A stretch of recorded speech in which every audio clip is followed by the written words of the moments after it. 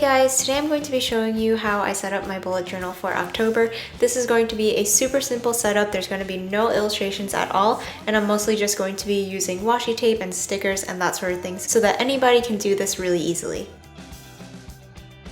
So first I'm getting started on the cover page, and I'm going to be using these leaf stickers from the Washi Tape Shop. I wanted to make sort of like a fall wreath with these leaves, but since they are pretty large, I can't fit an entire wreath shape on my page, so I'm doing just like a semi-half wreath, and I think this looks really nice just going off the center of the page like this. And because these are stickers, they're super easy to stick on, and I like that they're kind of translucent so that the overlapping area between the stickers has a really nice effect as well. By the way, most of the washi products that I'm using today are from the Washi Tape Shop, just because I received a big box of products from them, which I did an unboxing for in my last video, and I wanted to try out these products on an actual bullet journal setup to see how they did. You might want to give that video a watch first if you haven't watched it yet, because it explains some of the more unique products that I'm going to be using in this setup. My initial plan was to use some loose petals from these Petal washi tape sets that I have, just to add a little more dimension to this wreath and have different sized elements. But in the end, I thought that this was kind of too cluttered. I just left this in the video so that I could show you this option in case you do like this look and want to include more elements in there. But I ended up actually just taking these extra elements out, and this is super easy to do because this is just like washi tape material that's very easy to remove. So I just peeled those off and stuck them back into my roll to use another time. So now I'm back to just this simple wreath with just the leaf stickers.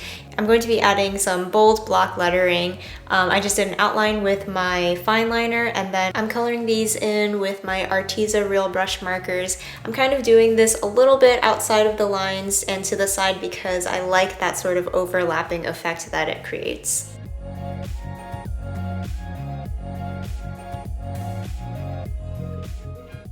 For my monthly calendar page, I'm starting off with a couple more of those leaf stickers, just creating a nice collage on the left side.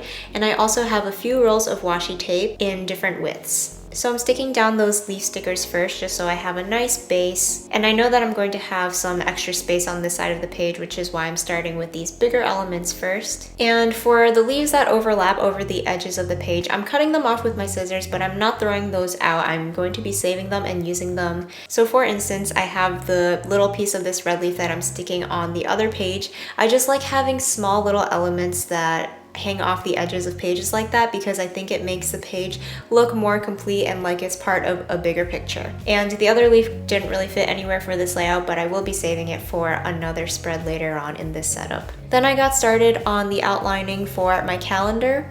I just did a simple black outline for all the boxes, and then I went in with a color blocked header for the days of the week. And then I have a big empty space to the left of this calendar and a little bit above it, which I'm going to be filling in with a couple of lines of washi tape, just overlapping them and creating this little collage. I tried to stick to this fall color palette, and one of these washi tape rolls actually has a very fall theme to it with these colorful leaves. But I also like the addition of this blue to the palette because I think it balances off those warm tones really well. And there were a lot of blue leaves that were included in my leaf sticker set, so I thought it was nice to just tie in that color. I added a header that matches the page before it with the same block letters and colored in with fall colors, and then I'm finishing off the calendar with these little bubbles that I fill in with the dates with my white gel pen. For the final touch on this page, I have this roll of individual stickers of pansies, which I'm spreading a couple across the page. And that pretty much finishes off the calendar page.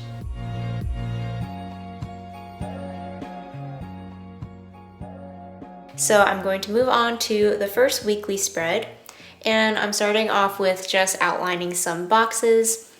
Even though there's no illustrations this month, I think it's so much fun to play with different layouts and designs for your spreads.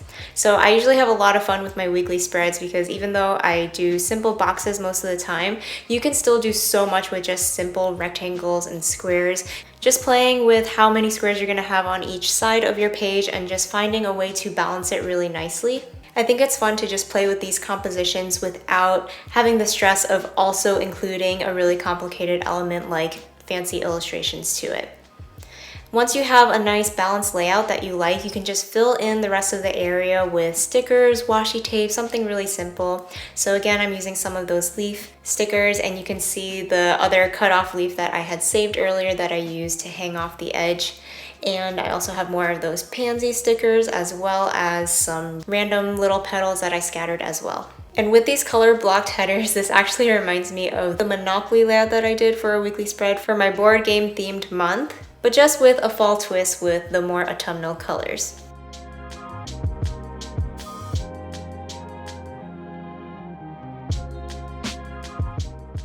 The next weekly spread is super simple. Like, this is as simple as it gets, and it's perfect for those of you who need a lot of space to write each week.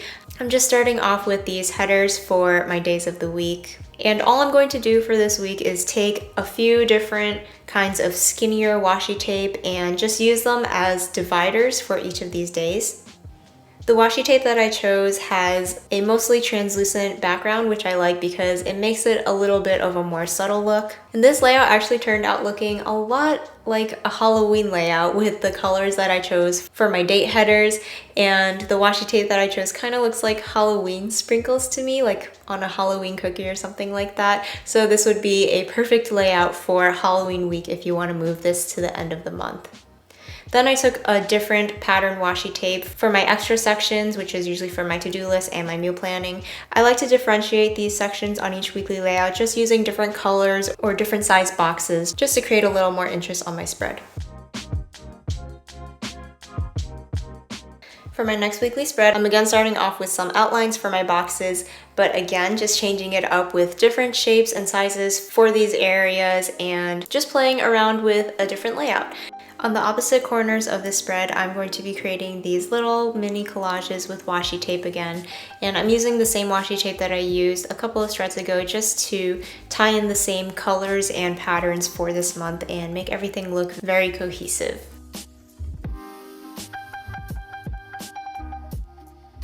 Then I'm taking one of those Petal washi tape sets that I have and just creating a flower. I like this flower because I think the colors are perfect for fall. And then I found another petal set that I liked along with another leaf sticker, of course. I'm just adding little elements here and there until I think my page is balanced.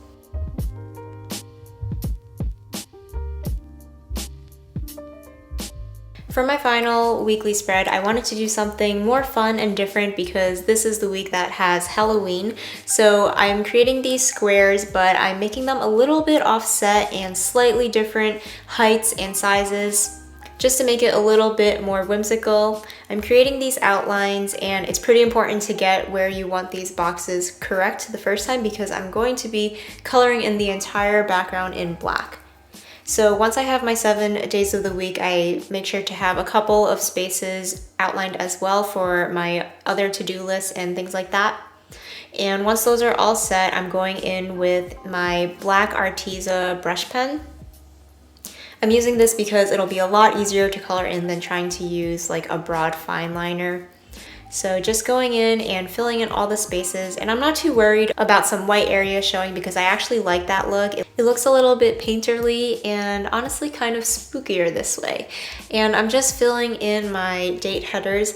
To go with this kind of offset look of my boxes, I'm doing the same thing with my type, making some letters higher, some lower, and slightly different sizes as well, just for a funky look. Then I'm taking my white gel pen and I'm gonna go in and create these garlands across the page.